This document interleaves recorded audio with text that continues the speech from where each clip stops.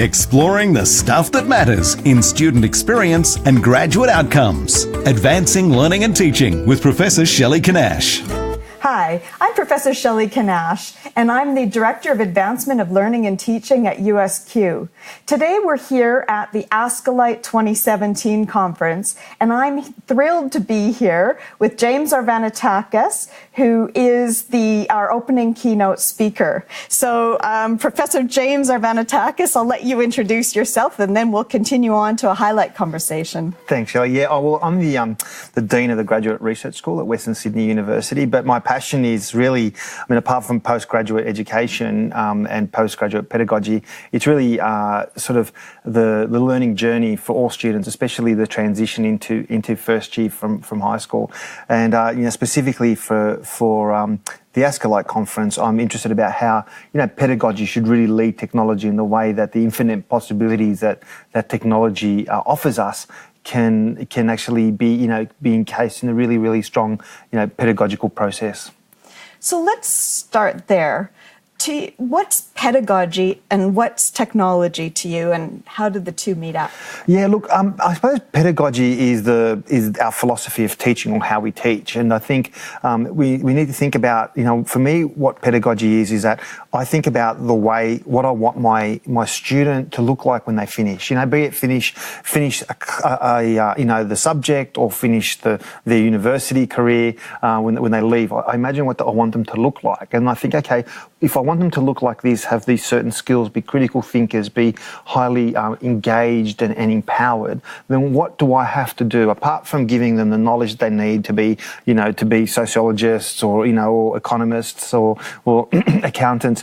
But what are the other skills that they need? And I think pedagogy is a philosophy that frames that.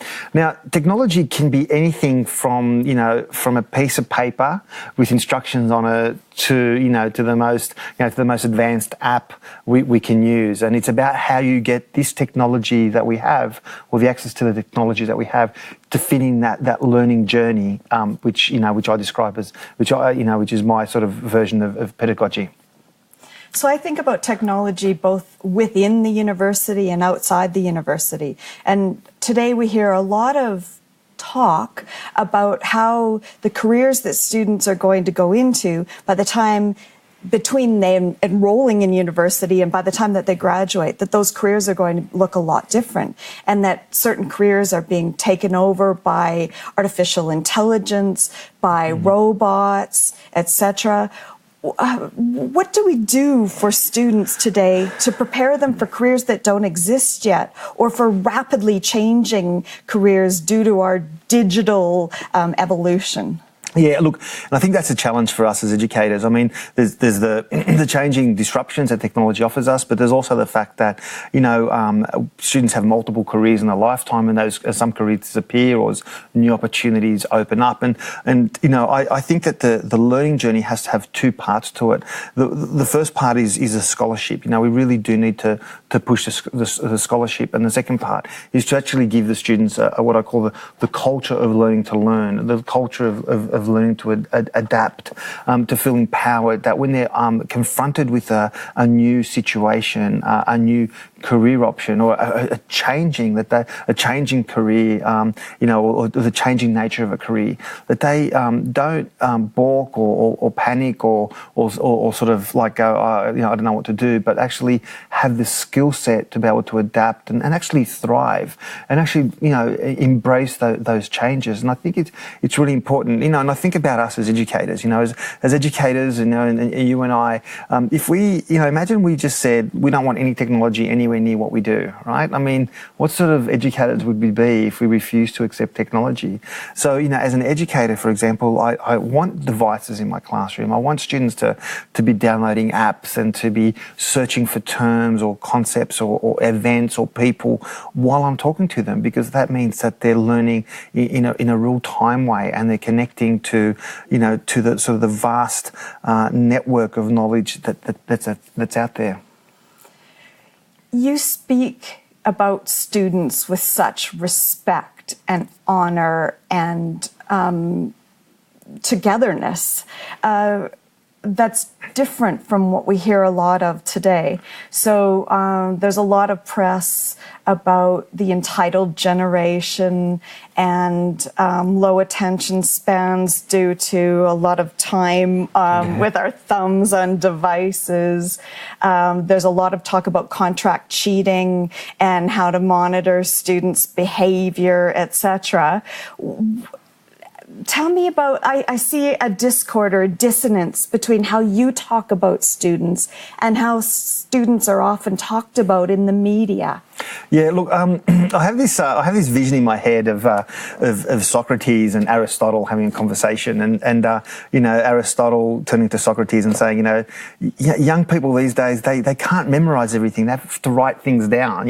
Every generation of educators has looked at the generation that's followed them and probably gone, that's not how I did it in my day. And look, and we're exactly the same. Sure, students are less likely to read, 50 pages overnight. But that's not just a function of the student, that's a function of a disrupted life that we lead. The average student today, like a generation ago, we had a very closed group of who got to go to university. Part of the opening up the universities and giving that the education opportunity to a broader section of Australian society is actually recognising the fact that, it's a lot of our students work.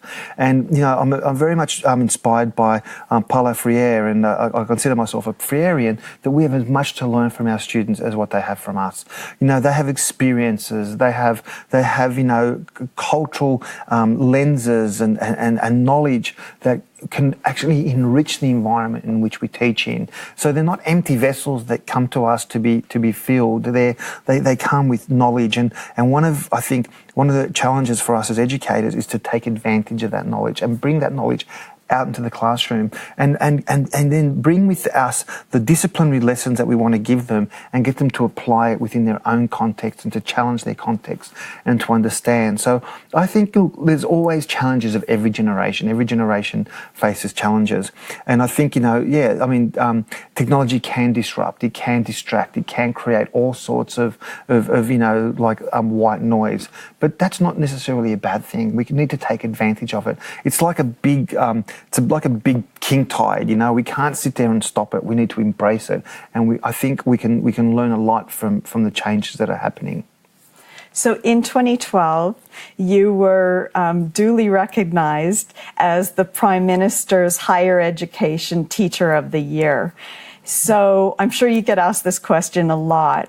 But what's the secret? What's the one thing that really matters in the way that we teach and support students to learn? Yeah, I think there's lots that goes into being a good educator, and I think, but for me, when people ask me that question, the one answer that I always give them is the most important ingredient is to want to be there. If you want to be there as an educator, then people want to be there to learn. If you don't want to be there, our students sense it, and their attitude is, well, if you don't want to be here, why should I want to be here? And that's a fair attitude, and it's like the work you and I, we do together.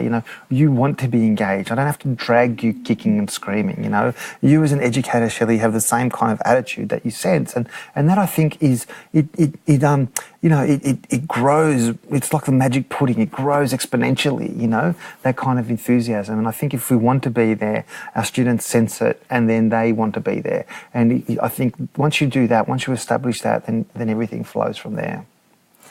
Well, I'm sure that you'll all agree with me that James Arvanitakis's energy is absolutely infectious, and it makes us all want to be there. James, just in closing, because I know people will want more of you, it was hard to get the time to go over to the TV studio because James was surrounded after his keynote. But can you just do a little brief invited advertisement for your book by Paul Gripe, one of your books, and you know which one, my favorite, just before we go, so that people can know where to find more of James to read further? Yeah, certainly. I was lucky enough to work with Dr. David Hornsby, who was at Wits University in Johannesburg and has just moved to University of College London to put together a book called The Citizen Scholar and the Future of Universities. And we look at the role of education as not only producing scholars, but producing highly engaged and empowered citizens. So that's Palgrave. I also have my own personal website, which is jamesarvanitakis.net, which is pretty easy to find, and a lot of the information that I use also goes up on that website. I try to keep it a live website as a learning and teaching website. It's an absolute privilege. Thanks so much, Thank Shelley. My you. pleasure. Thank you.